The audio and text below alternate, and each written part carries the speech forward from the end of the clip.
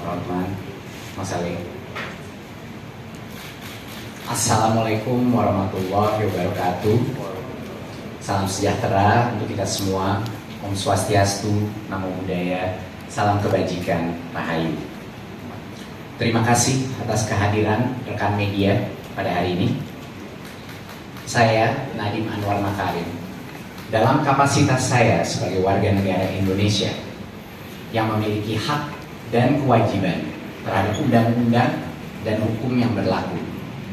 Melalui kesempatan ini, saya hendak menyampaikan pernyataan sehubungan dengan dugaan korupsi program digitalisasi pendidikan pada saat saya menjabat sebagai Menteri di Kemendikbudristek.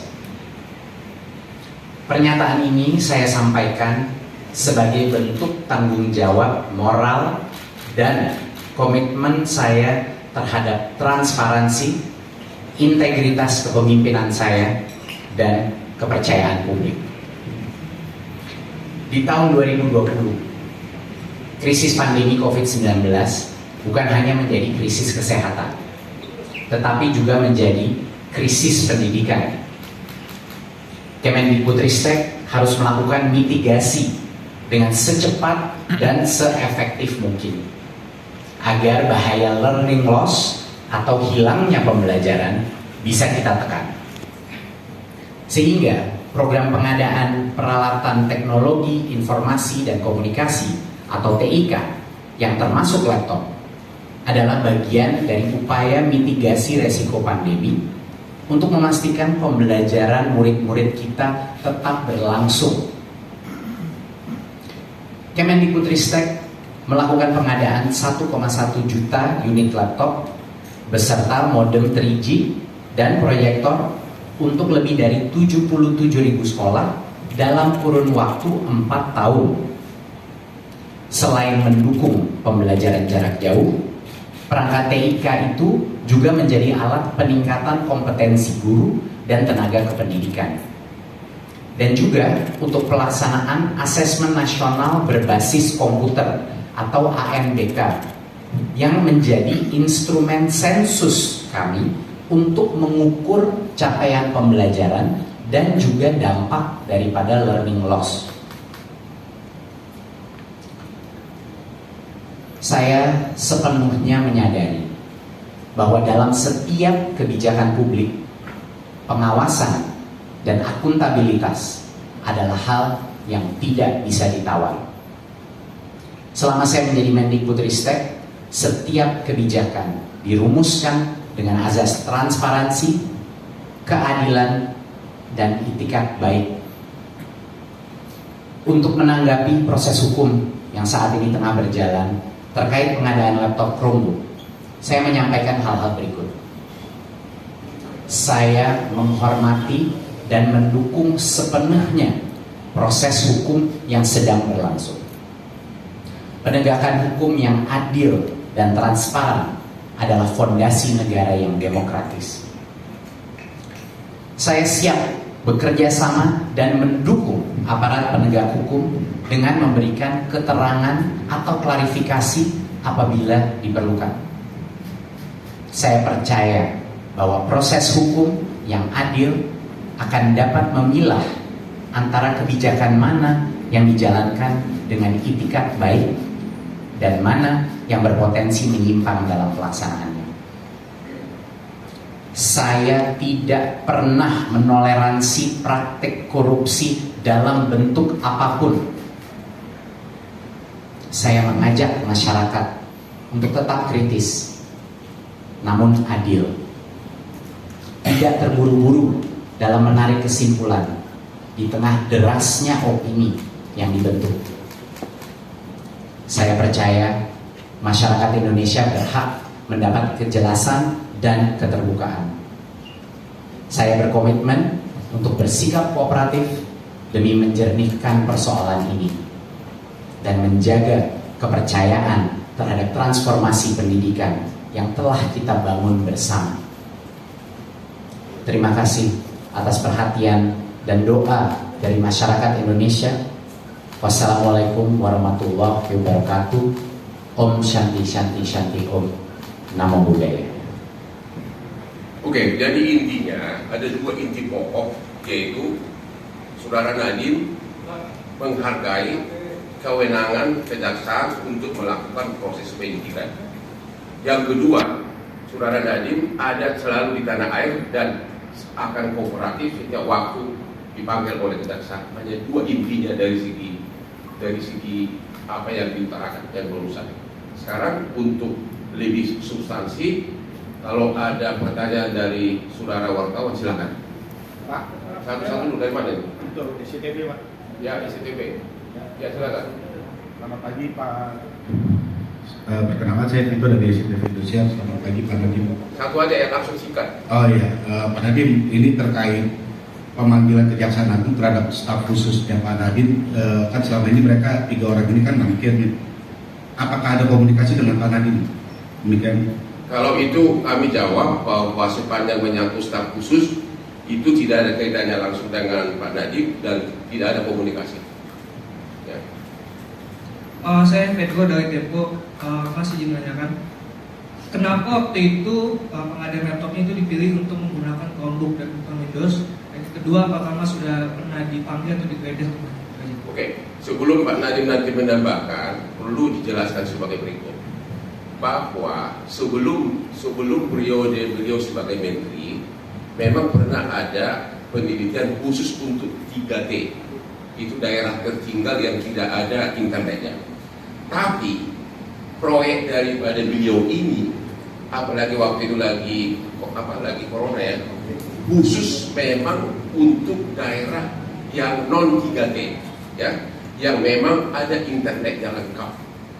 Dan hal itu sudah dilakukan pemeriksaan oleh BPKB dan menyatakan 90% lebih laptop ini terpakai, ya, untuk daerah.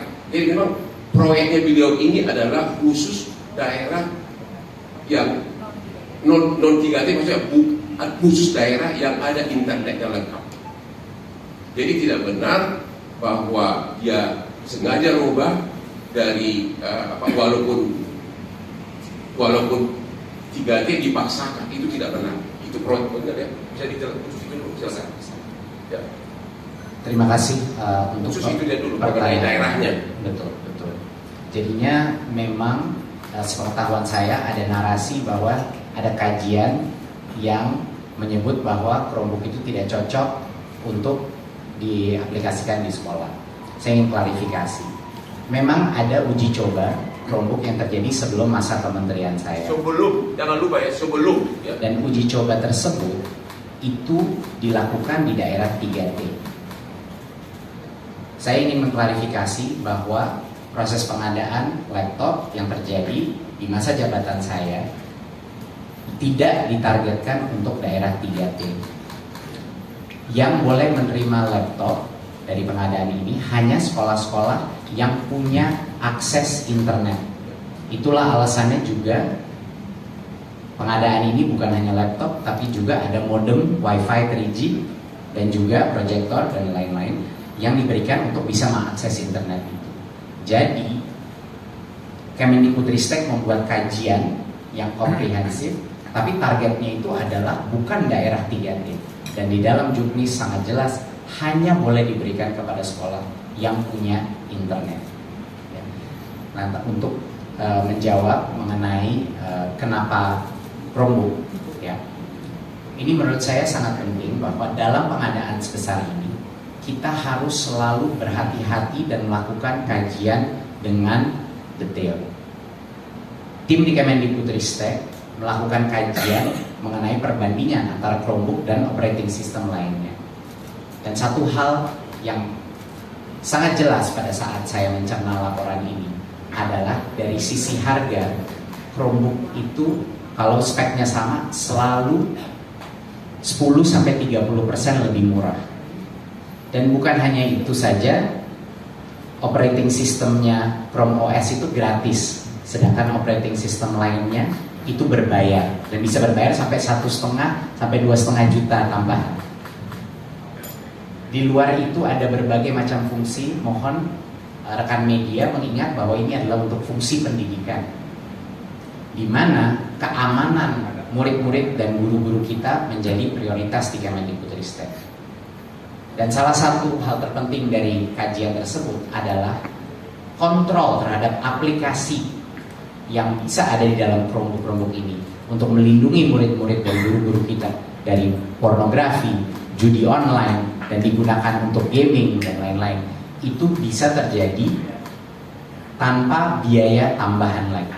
Sedangkan operating system lain akan ada biaya tambahan. Jadi berbagai macam alasan di dalam kajian ini benar-benar menunjukkan kenapa ada keunggulan dari aspek Chromebook. Dan satu klarifikasi lagi bahwa Chromebook itu bisa digunakan secara offline walaupun fiturnya lumayan terbatas. Terima kasih. Jadi pertanyaan pertama yang paling basic adalah, kan yang pertama kan seolah-olah Nadiem ini merubah kajian. Itu paling basic dari situ. Unsur melawan hukum yang dituduhkan itu merubah kajian agar Chromebook dimenangkan. Ternyata itu dua kajian yang berbeda. Kalau kajian yang pertama itu adalah untuk daerah 3T, yaitu daerah tertinggal, daerah tertinggal itu ada dilakukan kajian itu sebelum beliau jadi menteri. Jadi bukan Chromebook yang Kenapa? 3T. Yang untuk daerah 3T itu pengajar Jadi yang mengatakan bahwa tidak cocok itu untuk daerah tertinggal itu memang tidak cocok, tapi kan proyek beliau ini bukan untuk daerah tertinggal. Kalau boleh saya klarifikasi, itu sebenarnya bukan dalam bentuk kajian tapi dalam bentuk uji coba Chromebook di daerah 3T sebelum masa saya menjabat. Sebelum, jangan lupa sebelum. Dan mungkin bisa saya tambahkan juga bahwa untuk daerah 3T di bawah masa jabatan saya ada program terpisah namanya Awan Penggerak, di mana kita membantu sekolah yang tidak punya koneksi internet. Awan Penggerak. Awan Penggerak. dan itu Ya. awan penggerak. Dan itu adalah program di mana kita memberikan device khusus local cloud kepada sekolah-sekolah yang tidak punya internet. Jadi beda programnya dengan pengadaan Chromebook, di mana itu untuk mayoritas sekolah yang punya koneksi internet. Terima kasih. Jelas soal itu ya. Yang lain dulu. Bang, yang tadi bang soal sudah ada penggeledahan dan pemeriksaan terhadap Pak Nadiem atau belum? Penggeledahan kemarin. Bukan belum ada, Pak hari ini penggeledahan. Dua-duanya belum ada. Coba Ali silakan jawab, ada penggeledahan. Jadi yang mesti teman-teman media ketahui bahwa sampai saat ini saya menjawab langsung tadi yang Mas sampaikan bahwa penggeledahan itu tidak ada, pemanggilan pun belum ada. Satu lagi yang pertama, ini kan apakah tujuan korupsi? Tadi kan unsur melawan hukumnya bahwa dia merubah uji coba itu udah nggak benar karena dua hal yang berbeda. Itu satu udah terbantahkan. Yang kedua mengenai prosesnya. Ternyata ini laptop ini setiap calon vendor memasukkannya di e-katalog. E-katalog itu adalah semua vendor bebas untuk mencantumkan dia punya produk di sana untuk nanti ditawar oleh si kementerian. Dan itu e-katalog diawasi langsung oleh LKPB, Lembaga Kajian Pengadaan Barang dan untuk pengadaan barang pemerintah. Jadi di e-katalog itu ada begitu banyak jenis-jenis laptop, ya, dan dengan spesifikasinya nanti dipilih salah satu. Jadi benar-benar open, terbuka. Dan akhirnya menurut BPKB di e-katalog itu harganya sekitar 6 sampai dengan 7 juta. Ternyata harga jadi yang dibeli oleh kementerian adalah sekitar 5 jutaan. Jadi jauh lebih murah dari harga yang tercantum di e-katalog. E-katalog adalah dokumen resmi yang terbuka untuk umum yang dikelola oleh LKPB, lembaga yang dibawa langsung pemerintah kita, bagian dari pemerintah kita. Ya, dari unsur merugikan kerugian negara itu sudah terbantahkan dengan e-katalog tersebut. Kira-kira begitu. Ya, saya Tio dari Kompas. Mau tanya sampai selama 2 tahun ya Pak, dari 2019 sampai 2022 ya. berapa laptop yang dibeli oleh Kemendikbud selama masa kepemimpinan Pak Nadiem, dan bagaimana evaluasinya, apakah itu terpakai oleh para guru sampai sekarang, apakah berguna? Terima kasih untuk pertanyaannya. Seperti yang saya bilang tadi, total pengadaan itu sekitar 1,1 juta laptop, ya. Dan ini bukan hanya pengadaan dengan APBN, tapi juga melalui DAK fisik. Jadi ada yang dari daerah juga. Nah, saya mau mungkin mengklarifikasi bahwa tidak mungkin kita melakukan pengadaan sebesar ini tanpa ada program evaluasi dan monitoring setelahnya. Informasi yang saya dapat pada saat itu di tahun 2023 adalah 97% daripada laptop yang diberikan 77.000 sekolah tersebut itu aktif, diterima, dan terregistrasi. Dan kita melakukan sensus secara berkala dan kita melakukan pertanyaan kepada sekolah-sekolah yang menerima laptop, apakah mereka menggunakannya untuk proses pembelajaran. Dan di tahun 2023 sekitar 82% daripada sekolah menjawab mereka menggunakannya untuk proses pembelajaran, bukan hanya untuk asesmen nasional dan administrasi sekolah. Jadi dari informasi yang saya dapatkan, penggunaan dan manfaat daripada Chromebook ini dirasakan di sekolah-sekolah dan digunakan untuk berbagai proses pembelajaran. Dan hasil audit dari BPKB juga menyatakan hal seperti itu. Ini tidak ada nih, ya. 90% lebih laptop tersebut dipergunakan dengan baik. Ini hasil audit dari BPKB. Ya, ada semua sudah. Berapa? 99%. Ini hasil audit dari BPKB, dan pada saat pengadaan barang tersebut Kementerian didampingi oleh Jamdatum, ya, dari Kejaksaan khusus sebagai pengacara negara. Ya, jadi waktu pengadaan ini pun Jamdatum sebagai pengacara negara juga ikut, ada suratnya juga, dan juga sudah diaudit oleh BPKB, tidak ada pelanggaran. Kira-kira begitu. Jadi menjawab pertanyaan Anda, hampir 97% laptop tersebut terpakai semuanya secara optimal. Berarti tadi Jamdatun ikut tahu soal pengadaan laptop ini. Kenapa? Jamdatun berarti ikut mengetahui. Ini ada, coba mungkin pada proses pengadaan ada surat itu, Pak Firman. Ada surat dari Jamdatun pada saat itu. Terima kasih untuk pertanyaannya. Ini mungkin poin yang sangat penting mengenai proses daripada pengadaan. Seperti yang saya bilang, azas transparansi dan azas meminimalisir konflik kepentingan menjadi prioritas utama dalam proses pengadaan ini.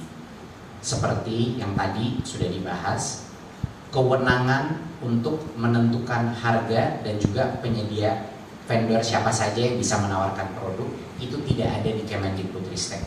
Itulah alasan kenapa proses pengadaannya bukan melalui penunjukan langsung, bukan melalui tender, tapi melalui e-katalog LKPP, sehingga konflik kepentingan itu diminimalisir. Di luar itu, kami memastikan bahwa ada pendampingan dari berbagai macam instansi. Pak Hotman tadi sudah menyebut mengenai BPKP dan melakukan audit dalam proses ini. Kami dari awal proses mengundang Jamdatun, mengundang Kejaksaan untuk mengawal dan mendampingi proses ini agar proses ini terjadi secara aman dan semua peraturan telah terpenuhi.